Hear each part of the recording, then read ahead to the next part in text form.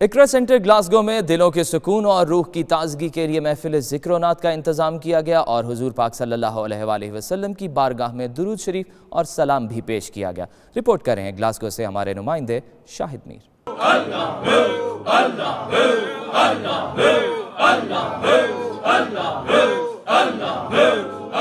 محفل میں اقرا سینٹر کے ارد گرد مقامی شہریوں کے علاوہ دور دراز رہنے والے افراد نے بھی شرکت کی اور اس پرنور محفل کا حصہ بنے۔ علماء کرام نے ذکر الہی اور عقائد دو جہاں صلی اللہ علیہ وآلہ وسلم سے محبت کی فضیلت پر روشنی ڈالی۔